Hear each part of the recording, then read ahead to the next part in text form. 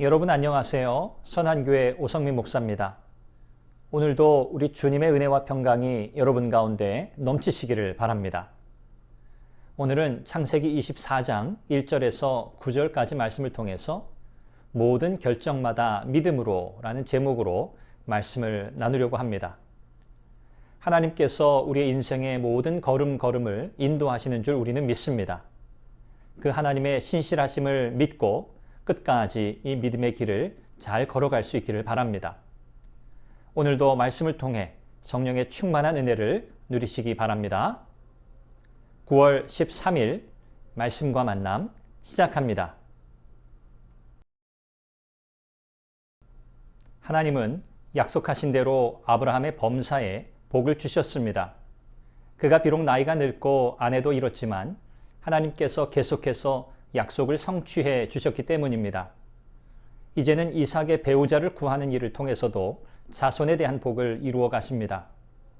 아브라함은 이 과정에서도 하나님의 약속을 철저히 기억하고 믿음으로 행합니다.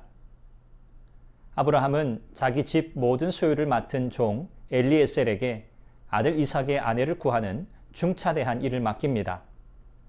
엘리에셀을 단지 종으로서가 아니라 모든 것을 신뢰하고 맡길 만한 자로 생각했기 때문입니다.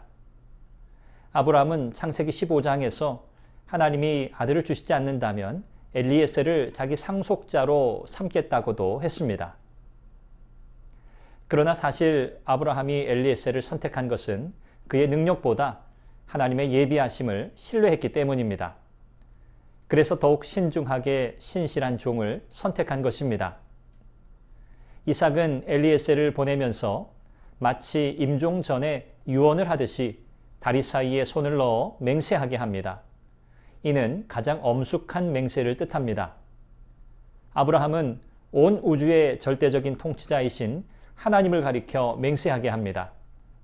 이것은 주인의 명령에 따라 이삭의 아내를 구하는 과정에서 하나님만 철저히 의지하겠다는 준엄한 다짐이며 이삭의 결혼 문제까지도 하나님의 뜻에 온전히 맡기는 아브라함의 신앙의 태도를 보여줍니다.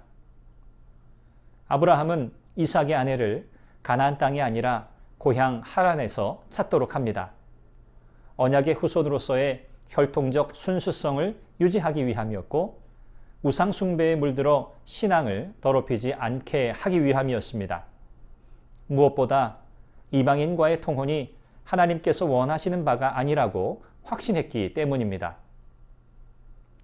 가나안의 여러 족속들, 헷, 여부스, 아모리, 히위, 기르가스 족속 등의 딸들 가운데 며느리를 찾았다면 당장은 여러 가지 혜택을 손쉽게 누릴 수 있었을 것입니다. 그러나 전리품을 다 가져가라는 소돔의 악한 왕의 제안을 거부한 것에서 알 수 있듯이 아브라함은 가나안과 아무 관계도 원하지 않았습니다. 이 또한 믿음의 선택이었습니다.